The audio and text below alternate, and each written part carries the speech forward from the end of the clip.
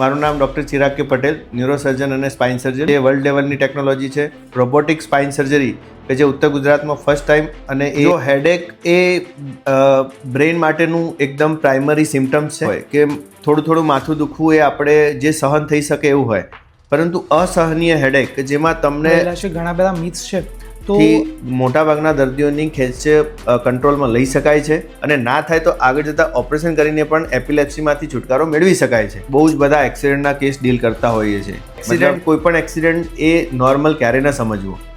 મોટાભાગના કેસ તો દવાથી થતા જ હોય છે. 45 થી 50 વર્ષની ઉંમરના એક દર્દી હતા કે જેમને એક્સિડન્ટ થયો હતો ઘરે પડી જવાના કારણે. મારા આ દર્દીને મારા કરવાથી ઘણું સારું થયું. ડૉક્ટરે એવું કીધું છે કે તમારું બીપી વધારે રહે છે તો મહેરબાની કરી એમનું માનો. હેમરેજવાળા દર્દીની ટ્રીટમેન્ટ લાંબી ચાલતી હોય છે. મતલબ યંગસ્ટર્સમાં બ્લડ પ્રેશરનું પ્રમાણ વધ્યું છે. નમસ્કાર મિત્રો, વેલકમ ટુ ડિજિટલ શાળા. દોસ્તો, આજના એપિસોડની અંદર આપણે એક ખાસ વ્યક્તિત્વને મળવાના છીએ અને એમની સાથે ઘણા બધા મહત્ત્વના મુદ્દાઓ વિશે વાત કરવાના છીએ. આજના આપણા એપિસોડના ગેસ્ટ છે ડૉક્ટર ચિરાગ કે પટેલ, જે એપેક્સ હોસ્પિટલ પાલનપુર ખાતે ન્યુરોસર્જન અને સ્પાઇન સર્જન, જે આપણા બનાસકાંઠાની અંદર ખૂબ જ મોટું મહત્ત્વનું નામ છે, જે ન્યુરોસર્જન અને સ્પાઇન સર્જન આ ક્ષેત્રની અંદર ખૂબ જ સારું કામ કરી રહ્યા છે. એમની હોસ્પિટલ એ ટેકનિકલી અને જે મશીનરીથી આપણે જોઈએ કે રોબોટિક સર્જરી માટેની જે બી ટેકનિક છે એની અંદર ખૂબ જ સારી સુવિધાઓથી સજ્જ છે. તો એમના જોડે આજે આપણે વાત કરવાના છીએ કે ઘણા મહત્ત્વના પ્રશ્નો છે કે હેડેકથી લઈને બ્રેન ટ્યુમર સુધીના પ્રશ્નો છે, હેમરેજ સુધીના પ્રશ્નો છે, સ્પાઇનની અંદર ઘણા બધા મુદ્દાઓ છે, મણકાથી લઈને પછી ડિસ્કના ઓપરેશન વિશે ઘણી બધી વાતચીત આપણે આજના એપિસોડની અંદર સાહેબ જોડેથી કરીશું.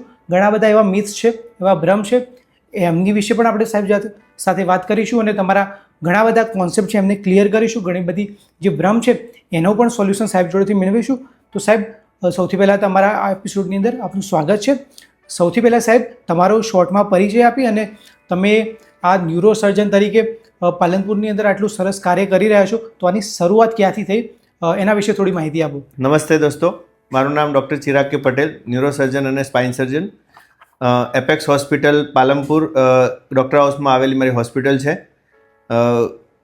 મારું ઇનિશિયલી સ્ટડી મેં હૈદરાબાદથી ન્યુરોસર્જન અને પછી સ્પાઇન માટેની ફેલોશિપ પણ કરેલી છે. મારો પહેલાંથી ઇન્ટરેસ્ટ હતો કે મગજના અને સ્પાઇનના રિલેટેડ દર્દીઓની હું સારવાર કરું. છેલ્લા 1.5 વર્ષથી પાલનપુરમાં મારી પોતાની હોસ્પિટલ રનિંગ થાય છે. આ હોસ્પિટલમાં બ્રેઇન અને સ્પાઇનના લગતા બધા જ રોગોની ટ્રીટમેન્ટ અવેલેબલ છે. મારી હોસ્પિટલ અતિ આધુનિક ટેકનોલોજીથી પણ સજ્જ છે કે જે વર્લ્ડ લેવલની ટેકનોલોજી છે. રોબોટિક સ્પાઇન સર્જરી કે જે ઉત્તર ગુજરાતમાં ફર્સ્ટ ટાઈમ, અને એ મારી હોસ્પિટલમાં અવેલેબલ છે, જેનાથી મને દર્દીને સ્પાઇન સર્જરીમાં કોમ્પ્લિકેશન કેટલા ઓછા થાય, કેટલું ઝડપથી એને સારું રિઝલ્ટ મળે અને હું એને કેવી રીતે એક્યુરેટલી કરી શકું, આ બધી ફેસિલિટી હું અહીંયા પ્રોવાઈડ કરું છું. આજે આપણે બ્રેઇન અને સ્પાઇનના લગતેના અમુક પ્રશ્નો વિશે તમને અજાગર કરીશું અને એના બની શકે તો હું એમને સમજાવવાનો કોશિશ કરીશ. તો સાહેબ, સૌથી પહેલો એક તો બેસિક ક્વેશ્ચન થાય કે હેડેક થાય ત્યાંથી જ બધી શરૂઆત થતી હોય છે. તો આ હેડેક શા માટે થતો હોય છે? એના સંકેતો, હેડેક પરથી કયા કયા સંકેતો પ્રમાણે આપણે જાણી શકીએ કે શું પ્રોબ્લેમ હોઈ શકે છે? જો હેડેક એ બ્રેઇન માટેનું એકદમ પ્રાઇમરી સિમ્ટમ્સ છે, એને તમારે એકદમ લાઇટલી લેવું ના જોઈએ. હા, તમે હેડેક થાય છે એનો મતલબ એવું નથી કે તમને બ્રેઇન ટ્યુમર જ છે, પરંતુ તમને હેડેક થાય તો એના કારણો શું હોય છે? નાની ઉંમરમાં, મતલબ 15 વર્ષથી 30-35 વર્ષ સુધી મોટાભાગે માઇગ્રેન સંબંધિત હેડેક હોય છે. ઉંમર વધારે હોય તો એમાં બ્લડ પ્રેશર વધારે રહે, કોઈને બ્રેઇનની ગાંઠ હોય, મગજમાં પાણી ભરાતું હોય, આ બધા કારણો હોય છે. મોટાભાગના 80 થી 90% હેડેક એ માઇગ્રેન સંબંધી હોય છે કે જેમાં MRIનો રિપોર્ટ પણ નોર્મલ જ આવતો હોય છે. એટલે હેડેકને અવગણવું ના જોઈએ. એને તમારે ટાઈમસર હેડેકના સંબંધિત ડૉક્ટર, ન્યુરોસર્જનને બતાવી એને પ્રોપર ઇવેલ્યુએશન કરી અને એની ટ્રીટમેન્ટ કરાવવી જોઈએ. આમ સર, આપણે જોવા જઈએ તો હેડેક ક્યારે એક ખતરનાક સંકેતમાં પરિણમતું હોય છે, તો એના કયા સિમ્ટમ્સ હોય છે જેના લીધે આપણને ખ્યાલ આવે કે હવે ટ્રીટમેન્ટની જરૂરત છે, ન્યુરોસર્જન જોડે જઈને આના વિશે કંઈક સોલ્યુશન વિશે વાત કરવી પડે? જો કોઈ પણ હેડેક ની માત્રા હોય કે થોડું માથું દુખવું એ આપણે જે સહન થઈ શકે એવું હોય, પરંતુ અસહનીય હેડેક કે જેમાં તમને સહન ના થાય એની સાથે બીજા પણ શું શું તકલીફો છે. હેડેક સાથે ઉલટી થવી, ખેંચ આવવી, બેભાન થવું, હાથ પગમાં લકવો લાગવો, આ બધા લક્ષણો જો એની સાથે જોડાય એનો મતલબ કે હવે હેડેક એ મામૂલી ચીજ નથી રહી, એની સાથે મગજમાં કોઈક તકલીફ છે એવું ઇન્ડિકેટ કરે છે. એટલે એની ઝડપથી સારવાર લેવી જોઈએ અને ટાઈમસર એનો ઇલાજ કરાવવો જોઈએ. સર, એપિલેપ્સી વિશે પણ લોકોના માઇન્ડમાં ઘણા બધા ભ્રમ રહેલા છે, ઘણા બધા મિથ્સ છે, તો આના વિશે તમારો એક એક્સપર્ટ ઓપિનિયન શું છે? જો એપિલેપ્સી છે ને એ બહુ જ કોમન છે. બાળકોમાં તાવ આવ્યા પછી જે ફેબ્રાઇલ સીઝર કહેવાય કે તાવ આવ્યા પછી ખેંચ આવવાનું પ્રમાણ વધારે હોય છે અને એ ઉંમર સાથે જ્યારે દવા આપીએ ત્યારે ઉંમર સાથે મટી પણ જતું હોય છે. બીજો કોમન પ્રોબ્લેમ છે કે યંગસ્ટર મતલબ 10 વર્ષથી 25-30 વર્ષના ઉંમરમાં એપિલેપ્સી બહુ જ કોમન છે. અત્યારની આધુનિક દવાઓથી મોટાભાગના દર્દીઓની ખેંચ કંટ્રોલમાં લઈ શકાય છે. દવાઓ 2 વર્ષ સુધી નિયમિત ખાવા છતાં પણ જો એપિલેપ્સી કંટ્રોલ ના આવે તો એનું આગળ ઇવેલ્યુએશન થતું હોય છે અને એની સર્જરી પણ અવેલેબલ છે. હા, આપણા પાલનપુરમાં અવેલેબલ નથી, પણ આપણા ગુજરાતમાં અમદાવાદ ખાતે અને બીજા સ્ટેટમાં પણ એપિલેપ્સી સર્જરી કરી અને દર્દીને કમ્પ્લીટલી એપિલેપ્સી બંધ કરી શકાય છે. એટલે હવે પહેલાં જેવું નથી રહ્યું, મતલબ કે એપિલેપ્સી થયું તો આખી જિંદગી ખેંચ આવે જ એવું નથી. તમે શરૂઆતના સ્ટેજમાં સારવાર લઈ લો, એને દવાથી કંટ્રોલ થઈ જાય તો વેલ એન્ડ ગુડ, અને ના થાય તો આગળ જતાં ઓપરેશન કરીને પણ એપિલેપ્સીમાંથી છુટકારો મેળવી શકાય છે. સાહેબ, એક બીજો મહત્વનો એક પ્રશ્ન એવો હોય કે ઘણી બધી બ્રેન ઇન્જરી હોય છે, એની શરૂઆત ક્યાંક ને ક્યાંક એક્સિડન્ટથી થતી હોય છે. તો પ્રાઇમરી સ્ટેજ ઉપર જ્યારે એક્સિડન્ટ થાય તો એના પછી કયા કયા પગલાં ઉપર ધ્યાન રાખવું જોઈએ અને એને નિવારણ માટે પણ કયા કયા મુદ્દાઓ ઉપર ધ્યાન રાખવું જોઈએ? જો એઝ એ ન્યુરોસર્જન અમે રોજબરોજ બહુ જ બધા એક્સિડન્ટના કેસ ડીલ કરતા હોઈએ છીએ. મતલબ રોજે અમારી પાસે એક્સિડન્ટ પછી બ્રેઇન ટ્રોમાના જે કેસ આવે એ અમે રોજ જોતા હોઈએ છીએ. હું એક અપીલ કરીશ બધા દર્શકોને કે પોતે હેલ્મેટ પહેરે, 4 વ્હીલરમાં હોય તો સીટ બેલ્ટ પહેરે અને ટ્રાફિકના નિયમોનું પાલન કરે કે જેથી કરીને એક્સિડન્ટ એવોઇડ કરી શકાય. એક એક્સિડન્ટ તમારી આખી લાઈફ બદલી શકે છે અને તમારા ઘરની પણ આખી લાઈફ બદલાઈ જતી હોય છે. એક્સિડન્ટ, કોઈ પણ એક્સિડન્ટ એ નોર્મલ ક્યારે ન સમજવો. હા, હવે તમને કોઈ પણ પ્રતિકૂળતાથી કોઈ એક્સિડન્ટ થયો છે, મતલબ રોડ ટ્રાફિક એક્સિડન્ટ થયો છે, કોઈ ઉપરથી નીચે પડી ગયા છો, કોઈ એસોલ્ટ થયું છે, આ બધામાં જ્યારે બ્રેઇનનો ઇન્જરી થાય છે ત્યારે તમારે એને ઇમરજન્સીમાં ન્યુરોસર્જનની ટ્રીટમેન્ટ લેવી જોઈએ. તાત્કાલિક એનો સિટી સ્કેન થવો જોઈએ. એના લક્ષણો શું છે, જો એને શ્વાસ લેવામાં અને બેભાન અવસ્થા વધારે હોય તો તાત્કાલિક વેન્ટિલેશન લગાવવું જોઈએ જેથી કરીને શરીરમાં અને બ્રેઇનમાં ઓક્સિજન મળતો રહે. સિટી સ્કેનના આધારે જો એને ઇમરજન્સીની સર્જરીની જરૂર હોય તો વિધિન અ શોર્ટ ટાઈમમાં એને ઓપરેશન પણ કરવું પડે. હા, એવું નથી કે એક્સિડન્ટમાં તમે ઇમરજન્સીમાં ઓપરેશન કરો તો બધા દર્દી બચી જ જાય, પણ જો તમે ટાઈમસર એની ટ્રીટમેન્ટ કરો તો સારા રિઝલ્ટ પણ મળતા હોય છે. એટલે પહેલાં તો એક્સિડન્ટ ના થાય એ જ સારું, પણ એક્સિડન્ટ થયો જ છે તો એની તાત્કાલિક ન્યુરોસર્જન પાસે ટ્રીટમેન્ટ લઈ એને આગળ મોટાભાગના કેસ તો દવાથી થતા જ હોય છે, પણ જ્યારે હેમરેજ મોટું હોય, સોજો વધારે હોય અને દર્દી ક્રિટિકલ હોય તો ઓપરેશન કરીને પણ અમે ન્યુરોસર્જન તરીકે એનો જીવ બચાવવાની કોશિશ કરતા હોઈએ છીએ. સાહેબ, આ એક્સિડન્ટ વિશે વાત થઈ છે તો તમે એવા કોઈ ક્રિટિકલ કેસીસ, તમે ઘણા બધા કેસીસ હેન્ડલ કર્યા હશે, તો એવો કોઈ કેસ કે જે એકદમ ક્રિટિકલ કન્ડિશનમાં હતો અને તમે એની જે જરૂરી સારવાર કહેવાય, એના જે જરૂરી પગલાં અમુક સમયમાં લીધા અને એના પછી એને પૂરી રીતે રિકવર થયો કે એવો કોઈ સ્ટોરી હોય તમારી જોડે? હમણાં લગભગ 15-20 દિવસ પહેલાંનો જ એક કેસ છે. હું અમદાવાદ ગયેલો હતો, પાછો આવ્યો હતો. મારા 1-2 દર્દી આવેલા હતા એને હું જોતો હતો. રવિવારનો દિવસ હતો. 45-50 વર્ષની ઉંમરના એક દર્દી હતા કે જેમને એક્સિડન્ટ થયો હતો ઘરે પડી જવાના કારણે, અને એ પડ્યા પછી એમને બેભાન થઈ ગયા હતા, ઉલટીઓ થતી હતી, હોશ અવસ્થા સારું નહોતું. એમને સિવિલ હોસ્પિટલમાં તાત્કાલિક લાવીને ત્યાં સિટી સ્કેન કર્યો હતો અને એમાં મોટું હેમરેજ દેખાતા એ તાત્કાલિક પછી આગળ ન્યુરોસર્જનની ટ્રીટમેન્ટ માટે મારી હોસ્પિટલમાં લઈને આવ્યા હતા. મેં એમને જોયા, એકદમ બેભાન અવસ્થા હતી. હા, એમને તાત્કાલિક વેન્ટિલેશનની બી જરૂર હતી. મેં સિટી સ્કેન કરાવી, તરત જ એમને આઈસીયુની અંદર એડમિટ કર્યા. સિટી સ્કેનના રિપોર્ટમાં મોટું હેમરેજ બી આવ્યું હતું. એમને ઇમરજન્સીમાં 2 થી 3 કલાકમાં એમનું ઓપરેશન કર્યું. 3-4 દિવસ દર્દી બેભાન અવસ્થામાં વેન્ટિલેશન ઉપર રહ્યા, પછી ધીમે ધીમે એમનો હોશ આવ્યો, વેન્ટિલેશન પણ હટી ગયું અને અત્યારે એ બેક ટુ નોર્મલ લાઈફ, મતલબ એક્સિડન્ટ પહેલાંની જેવી લાઈફ હતી એ પાછી આવી ગઈ. આ મારા માટે એક સેટિસ્ફેક્શન જેવું હોય છે કે કોઈ દર્દીને તમે એકદમ ખરાબ અવસ્થામાંથી સારું કરીએ તો અમને પણ એક વર્ક સેટિસ્ફેક્શન મળતું હોય છે કે મને મારા આ દર્દીને મારા કરવાથી ઘણું સારું થયું. તો અમારા પાસે તો રોજ આ પ્રકારના કેસીસ જ આવતા હોય કે જે ક્રિટિકલ અવસ્થામાં આવે છે, અંતિમ ક્ષણોમાં અમારી પાસે આવે છે. અમે એને રાત્રે પણ ઉજાગરો કરીને પણ એને બચાવવાની પૂરેપૂરી કોશિશ કરતા હોઈએ છીએ. તો સાહેબ, હેમરેજની વાત નીકળી છે તો મારો હેમરેજ વિશે એ પ્રશ્ન છે કે હેમરેજ થવાના કારણો શું હોય? અને ઘણા લોકો એમ વિચારતા હોય કે પછી હેમરેજ થયો એના પછી વ્યક્તિ કોમામાં જઈને પછી એની કોઈ સારવાર છે કે નહીં. આવા ઘણા બધા પ્રશ્નો લોકોના મગજમાં ઘણા બધા પ્રશ્નો થતા હોય છે. તો એના વિશે એઝ અ એક્સપર્ટ તમે અમને માહિતી આપો. બ્રેઇન હેમરેજ થવાના કારણો એક્સિડન્ટ છે, વધારે પડતું બ્લડ પ્રેશર રહેવાથી બીપી જ્યારે આપણું વધી જાય એટલે મગજમાં નસ ફાટવાનું બી હોઈ શકે. ઘણી વખતે મગજમાં કોઈ ગાંઠ હોય એમાં હેમરેજ થઈ શકે છે.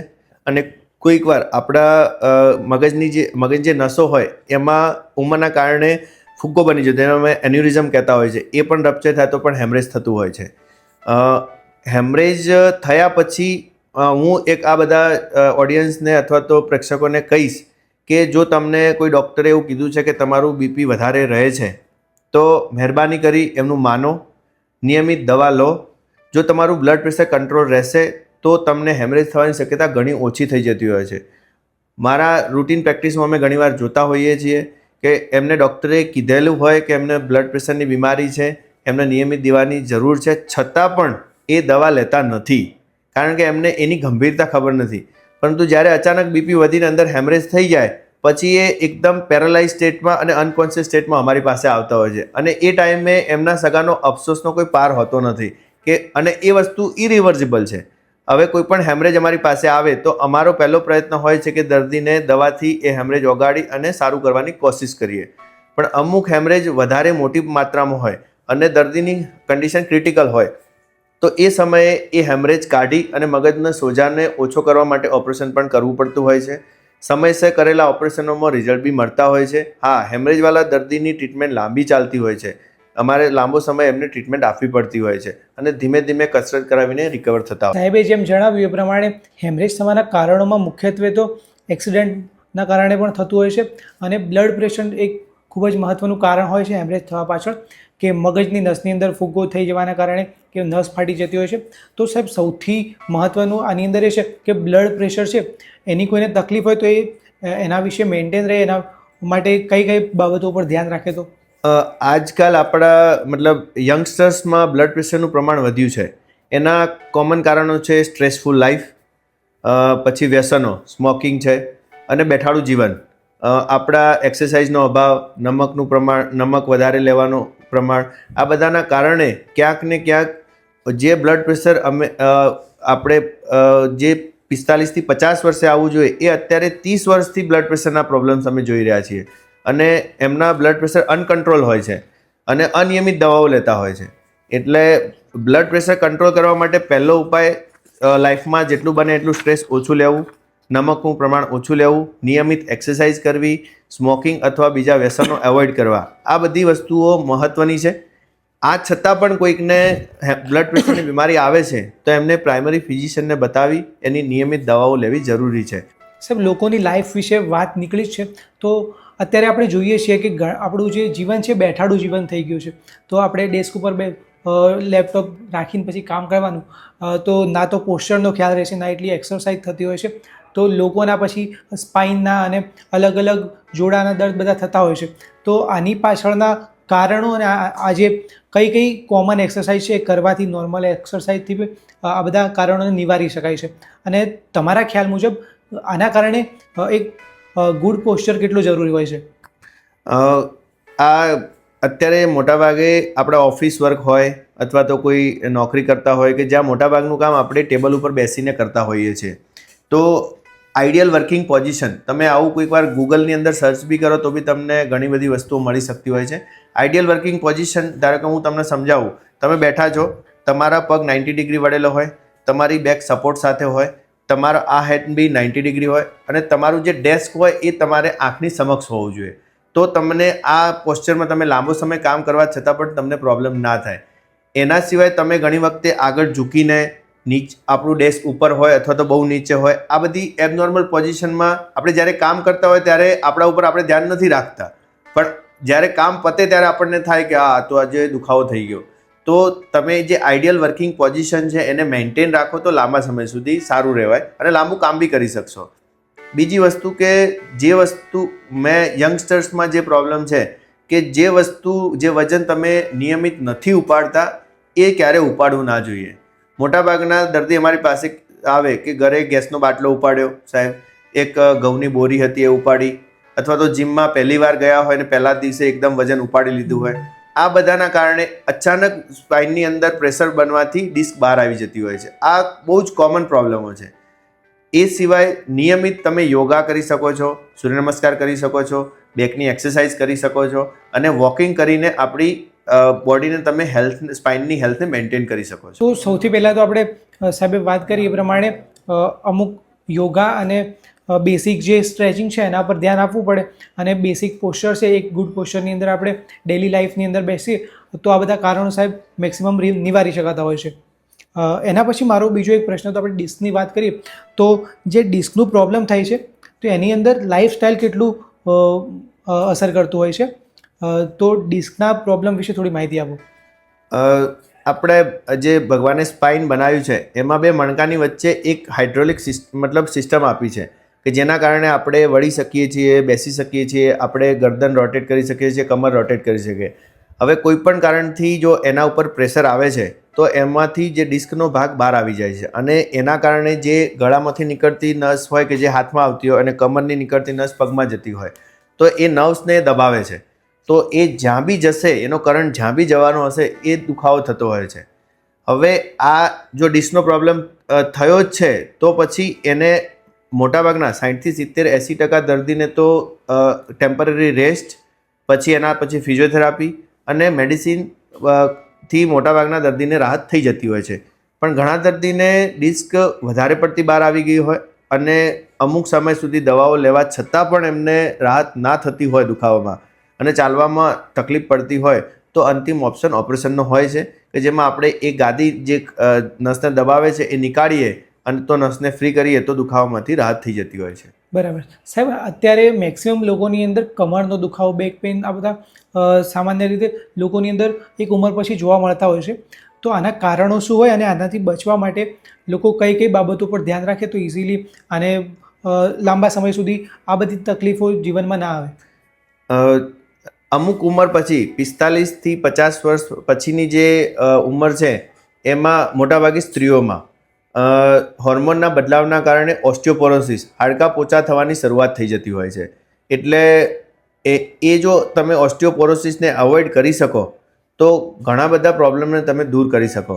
તો 45 થી 50 વર્ષ પછીની જે બી સ્ત્રીઓને જે આ રેગ્યુલર પ્રોબ્લેમ થતા હોય છે કે જેમાં કમરનો દુખાવો હોય, બે ઘૂંટણ ઘસાવાનું હોય, ગરદનનો દુખાવો હોય કે કમર વળી જાય આગળ જતાં, બેન્ડ થઈને ચાલતા હોય છે, આ બધા ઓસ્ટિયોપોરોસિસના જ નિશાની હોય છે. તો ઓસ્ટિયોપોરોસિસની ટ્રીટમેન્ટ પણ અવેલેબલ છે. તમને જો ટાઈમસર ખબર પડે, તમે 3-4 મહિને કેલ્શિયમનું સપ્લિમેન્ટ લેતા રહો. એની સાથે ફિઝિકલ ઇનએક્ટિવિટી, રિટાયરમેન્ટ લાઈફ, આ પણ એક જવાબદાર છે તમારી સ્પાઇનને બગાડવા માટે. નિયમિત રીતે ચાલવાનું, એક્સરસાઇઝ કરવાની, ફિઝિકલ ઇનએક્ટિવિટી ઓછી રાખવાની, આ બધું કરીએ તો આપણે સ્પાઇનની હેલ્થ સારી રહેતી હોય છે. Right sir. તો સ્પાઇનની હેલ્થ માટે મેક્સિમમ તો આ બધા કારણો ઉપર આપણે ફોકસ કરવું જોઈએ.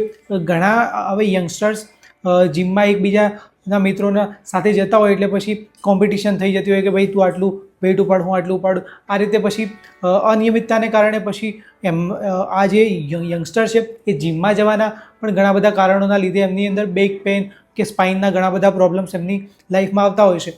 તો આમના માટે તમે શું કહેવા માંગશો? જો જીમ કરવું એ સારી વસ્તુ છે, તમારી લાઈફસ્ટાઈલ માટે પણ અને પોતાની હેલ્થ માટે પણ સારી વસ્તુ છે, પરંતુ એની પ્રોપર ટ્રેનિંગ રહે, એને પ્રોપરલી મેન્ટેન રહે એવી રીતે કરવું જોઈએ.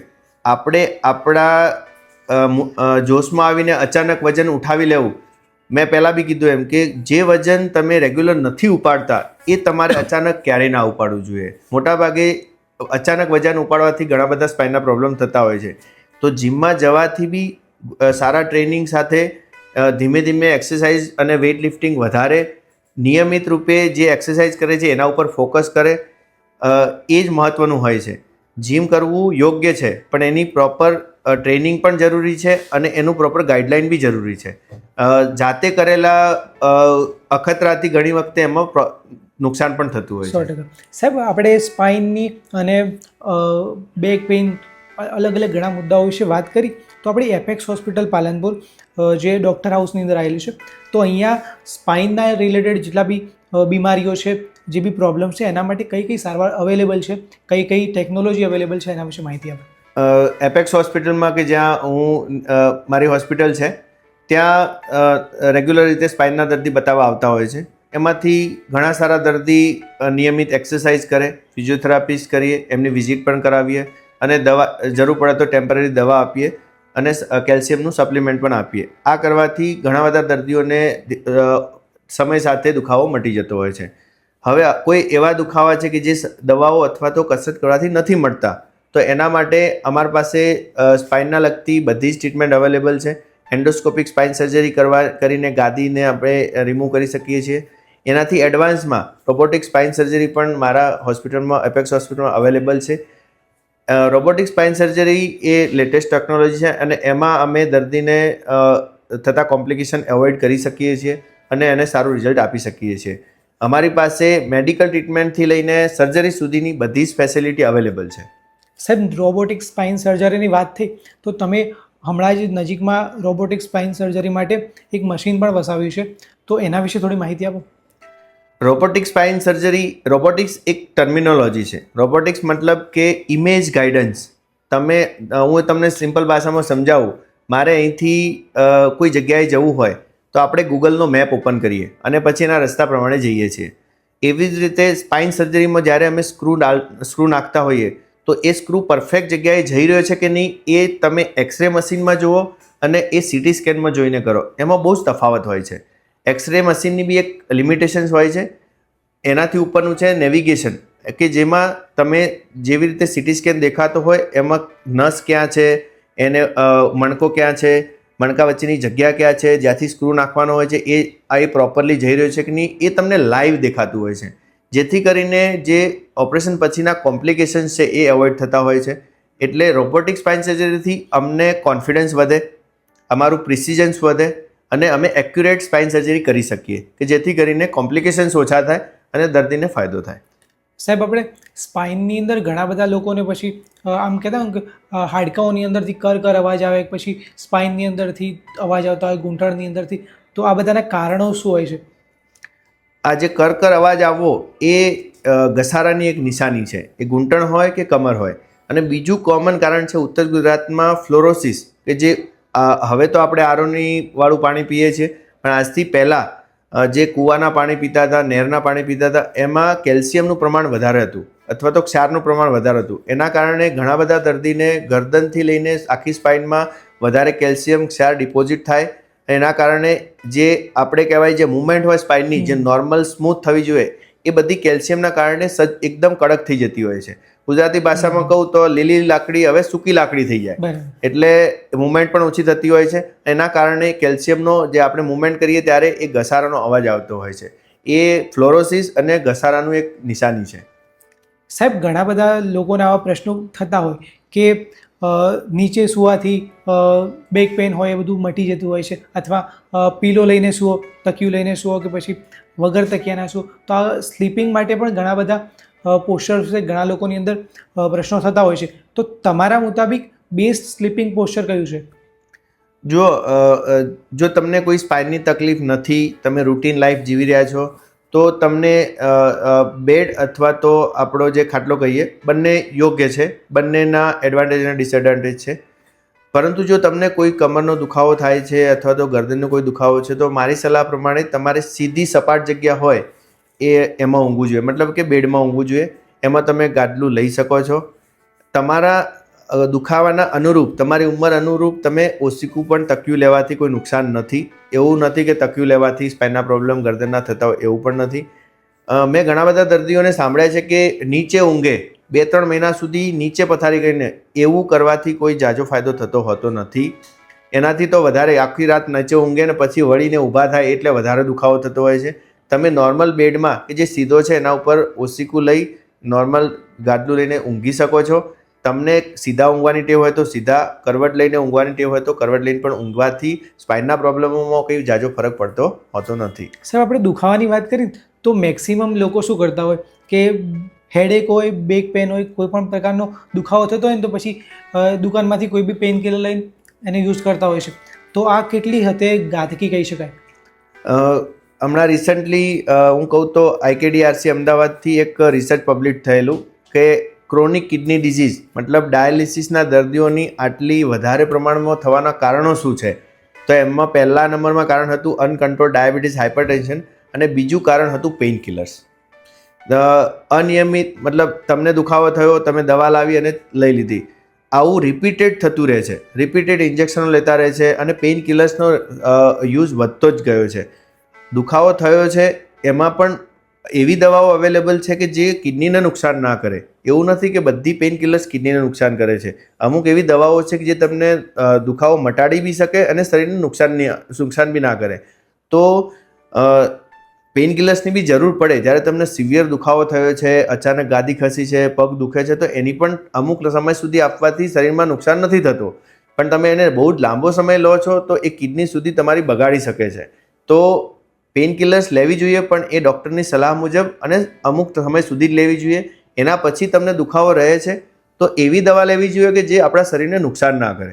એટલે ઓવર ધ કાઉન્ટર મેડિસિન કહીએ ને કે આપણે મને દુખે છે અને દવા લઈ લઈએ, મારા મતલબ પ્રમાણે આપણે એ દવાઓ જેટલી સેવન ઓછું કરીએ એટલું આપણા સ્વાસ્થ્ય માટે સારું છે. સાહેબ, આપણે ઘણા બધા પ્રશ્નો વિશે વાત કરી તો આમ દર્દીઓની અંદર પણ ઘણા બધા પ્રશ્નો હોય છે કે આમ વિચારતા હોય કે સર્જરી વગર તો સારું થવું મુશ્કેલ છે, કે સર્જરી કરવી જરૂરી છે, અથવા સર્જરી માટે કોસ્ટ ઉપર લોકો વિચારતા હોય છે કે કેટલો કોસ્ટ આવશે આની માટે, ડિસ્કના ઓપરેશન માટે શું થશે, સ્પાઇન માટે, કે પછી ન્યુરોસર્જરી માટે અલગ અલગ હેમરેજ માટેના ઘણા બધા પ્રશ્નો એમના માઇન્ડમાં થતા હોય છે. તો આ એક જનરલ પર્સપેક્ટિવથી આના વિશે થોડી માહિતી આપો. જો બધા, મેં જ્યાં પહેલાં બી કહ્યું કે બધા જ દુખાવા માટે, બધા જ ગાદીના પ્રોબ્લેમ, ડિસ્કના પ્રોબ્લેમ, મણકાના પ્રોબ્લેમના ઓપરેશન હોતા નથી. મોટાભાગના દર્દીઓને ટેમ્પરરી દવા, નિયમિત એક્સરસાઇઝ અને થોડુંક એમના ઊંઘવાની ટેવ, બેસવાની ટેવ, નીચે ન બેસવું, નીચેથી ન વજન ઉપાડવું, આ બધી વસ્તુઓ પાડવાથી મોટાભાગના દર્દીઓને દુખાવામાં રાહત થઈ જતી હોય છે. પરંતુ અમુક એવા દર્દી હોય છે કે જેને બહુ નિયમિત દવા લેવી જ પડે, દવા વગર ના ચાલે, સવારથી ઉઠેથી સાંજ સુધી દુખાવો ચાલુ ને ચાલુ જ રહે, ચાલવામાં તકલીફ પડે, નસ દબવાના કારણે કમજોરી આવી છે, તો આવા દર્દીઓને ના છૂટકે ઓપરેશન કરી અને એમાંથી છુટકારો મેળવવો પડતો હોય છે. પાલનપુર લેવલે અમારી હોસ્પિટલમાં અમે એફોર્ડેબલ ટ્રીટમેન્ટ જ આપીએ છીએ. અહીંના લોકોની ફાઇનાન્શિયલ કન્ડિશનના આધારે અમે અમારાથી જેટલી બેનિફિટ થતી હોય એટલી કરીએ જ છીએ. એટલે એટલો મોટો ખર્ચો પણ નથી હોતો. અમે અમારા દર્દીના બજેટ પ્રમાણે એને હેલ્પ કરતા હોઈએ છીએ. બરાબર છે.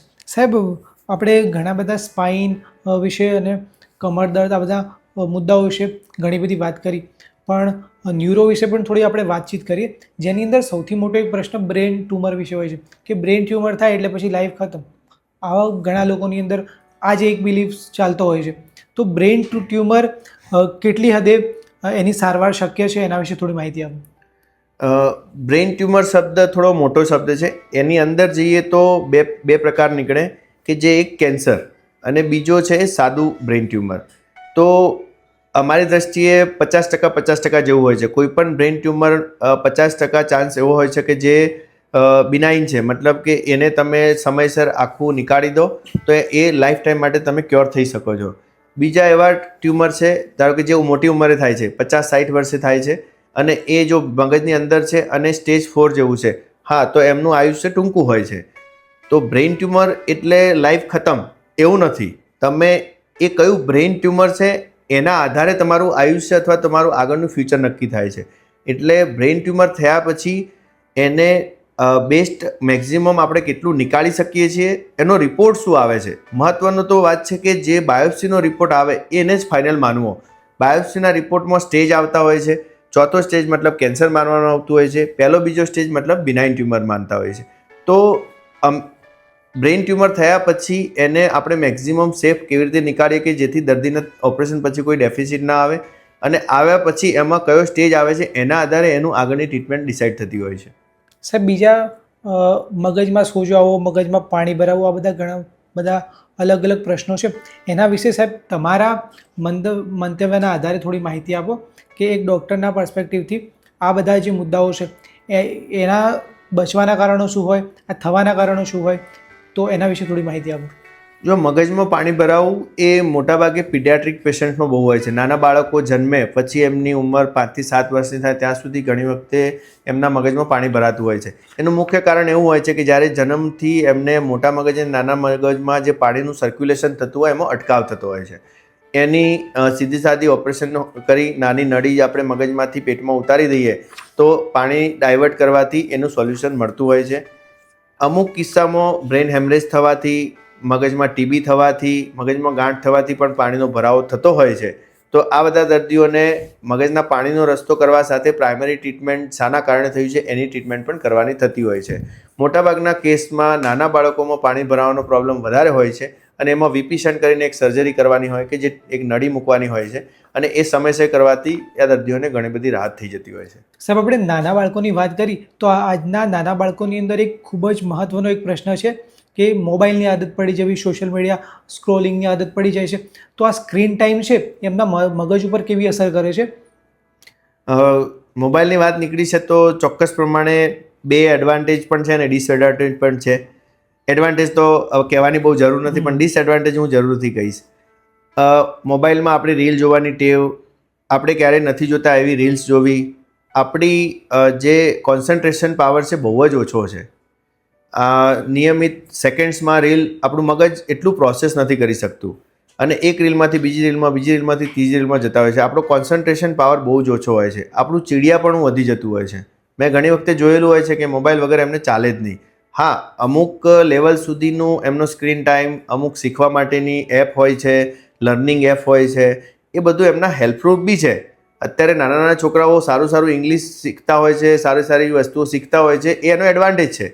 પણ સાથે સાથે એવી વસ્તુ બી જોઈ રહ્યા છે. તો હા, અને હવે મોબાઈલમાં ઘણી બધી આપણી એવી સેટિંગ્સ બી આવે છે કે આપણે એમને એવોઇડ કરી શકીએ છીએ. ધારો કે યુટ્યુબ તરીકે તમે કિડ્સ માટેનું યુટ્યુબ અલગ છે, તો એમને એમના ઉંમર પ્રમાણેના કન્ટેન્ટ બતાવશે. તમને એડલ્ટનું યુટ્યુબ એમને બતાવશો તો એમનું માઇન્ડ એ પ્રોસેસ જ નહીં કરી શકે, કારણ કે એમને ખબર જ નથી. એ ખોટું પ્રોસેસ થશે. તો તમે એને લિમિટેડ અને પ્રોપર યુઝ કરો તો ફાયદાકારક છે, અને ના કરો તો ઇવન તમારે સ્પીચ ડેવલપમેન્ટ ડિલે થતું હોય છે, એમનો ગ્રોથ ડિલે થતો હોય છે, ચીડિયાપણું વધી જાય છે, કોન્સન્ટ્રેશન નથી રહેતું. આવા ઘણા બધા પ્રોબ્લેમો આજકાલ, અને ઘણા બધા ગેમ્સમાં રેગ્યુલર ઇન્વોલ્વ થવાથી ડિપેન્ડન્સી આવી જતી હોય છે, અને સુસાઇડ સુધીના કિસ્સા છે કે જે આપણે રોજબરોજ સોશિયલ મીડિયામાં જોઈએ છીએ. તો મોબાઈલનો અને સ્ક્રીન ટાઈમનો પ્રોપરલી યુઝ કરીએ, અનિયમિત અને ખોટો યુઝ ના કરીએ, એ બી એક ધ્યાન રાખવાની વાત છે. 100% સર. એટલે કે મોબાઈલ યુઝ જે બાળકો કરે છે એની અંદર સૌથી મહત્ત્વનું એને અટકાવવાનું અને એમને સારી દિશામાં જો મોકલવા હોય તો એના માટે સૌથી મહત્ત્વનું હોય છે પેરેન્ટલ કંટ્રોલ. તો પેરેન્ટલ કંટ્રોલના લીધે આ બધી બાબતો પર સારી રીતે કામ થઈ શકે છે.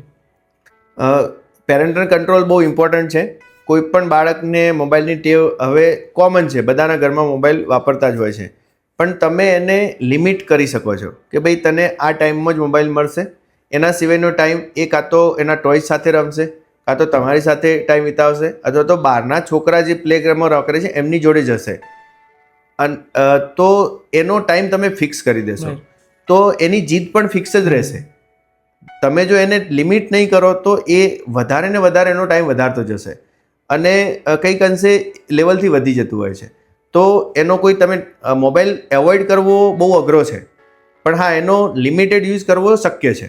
તો તમે એને પ્રોપર ટાઈમે યુઝ કરો, બાકીના ટાઈમમાં એને મોબાઈલથી દૂર રાખો, એને ટીવીથી પણ દૂર રાખો, એને એવા ટોયઝ લાવી આપો કે જેમાં એને ઇન્ટરેસ્ટ પડે, માઇન્ડ ડેવલપ થાય. એને આજુબાજુના કોઈ છોકરા છે તો એની સાથે રમવા માટે પ્રેરિત કરો. તમે ફ્રી છો તો તમે એની સાથે ટાઈમપાસ કરો. તો એનું ઓવરઓલ ડેવલપમેન્ટ બહુ જ સારું થતું હોય છે કમ્પેર ટુ ઓનલી મોબાઈલ જોઈને ટાઈમ વિતાવો. આપણે ઘણા બધા મુદ્દાઓ પર વાત કરી અને ખૂબ જ સારો સેટિસ્ફાઈંગ આન્સર પણ તમારા તરફથી મળ્યો. હવે મારો પ્રશ્ન એ છે કે મગજની હેલ્થ સારી રહે અને સ્પાઇનની હેલ્થ સારી રહે તો નિયમિત ધોરણે આપણે કયા કયા પગલાઓ ભરવા જોઈએ જેથી આ કારણો જે એક્સ્ટ્રીમ થતા હોય છે એને નિવારી શકાય? જો હું પહેલાં મેન્ટલ હેલ્થ વિશે કહીશ. આજકાલની ભાગદોડવાળી જિંદગી, સ્ટ્રેસફુલ લાઈફમાં મેન્ટલ હેલ્થ બહુ જ ઇમ્પોર્ટન્ટ વસ્તુ છે. તમને મગજ સારું હશે તો ઓબ્વિયસલી એમનું શરીર પણ સારું જ રહેતું હોય છે. તો મગજને મેન્ટલ હેલ્થ માટે તમારે તમારી વર્ક પેટર્ન છે, ઊંઘવાની ઉઠવાની નિયમિતતા, તમારો ખોરાકની નિયમિતતા, તમારા ફ્રેન્ડ સર્કલની સાથેની મુલાકાત નિયમિતતા, તમે જેટલું એને તમારી રીતે ટેવ પાડશો એ પ્રમાણે કામ કરશે. આપણે નથી કરતા જે મગજમાં વિચારીએ એ બધું જ આપણી જોડે થાય. તો નિયમિત રીતે મેડિટેશન કરવું, યોગા કરવા, મોબાઈલથી દૂર રાખીને પોતાનો થોડો ટાઈમ કાઢવો, પોતાની હોબી પ્રમાણે એને ઇન્વોલ્વ કરવું. તો બ્રેઇનને તમે જેટલું ટ્રેન કરશો તમારા માટે એટલું તમારા માટે હેલ્પફુલ છે. બીજી વસ્તુ સ્પાઇન હેલ્થ. સ્પાઇન હેલ્થમાં નિયમિત એક્સરસાઇઝ સૌથી મોટો ઉપચાર છે. એક્સરસાઇઝ મતલબ સવારે તમે 15થી 30 મિનિટ સુધી જો તમારા એક્સરસાઇઝ યોગા માટે કાઢી શકો તો આખો દિવસ તમારો સ્ફૂર્તિમય તો જતો જ હોય છે પણ ઘણા બધી તકલીફો તમારી દૂર થતી હોય છે. તો શરૂઆત આપણે સવારે ઉઠીને મેન્ટલ હેલ્થ અને સ્પાઇન હેલ્થ માટે તમે અડધો કલાક જો કાઢો ને તો ઘણા બધા પ્રોબ્લેમ્સ તમે અવોઇડ કરી શકતા હોય છે. એમાં અડધો કલાકમાં અડધો સમય તમે મેડિટેશન યોગા માટે કાઢી શકો, અડધો કલાક તમે એક્સરસાઇઝ માટે પણ કાઢી શકતો હોય. તો આજના એપિસોડની અંદર આપણે સાહેબ પાસેથી ઘણી બધી બાબતો વિશે વાત કરીને ઘણું બધું શીખ્યા. તો સાહેબ સૌથી પહેલાં તો આપનો ખૂબ ખૂબ આભાર. અને જે લોકો આ એપિસોડ જોઈ રહ્યા છે તો એ લોકો પણ આમના પ્રશ્નો વિશે સોલ્યુશન માટે સાહેબને મળી શકે છે. સાહેબની હોસ્પિટલ પાલનપુર ડૉક્ટર હાઉસની અંદર હુમા કોમ્પ્લેક્સમાં એપેક્સ હોસ્પિટલ આવેલી છે. તો સાહેબની તમે મુલાકાત લઈ શકો છો. આશા રાખીએ છીએ કે આ એપિસોડ તમને પસંદ આવ્યો હશે, કંઈક શીખવા મળ્યું હશે. આ વિડીયોને તમારા બીજા દોસ્તો સાથે પણ શેર કરો જેથી અમને પણ ઉપયોગી બને અને આવી અવનવી માહિતી માટે અમારી ચેનલ સાથે જોડાયેલા રહો.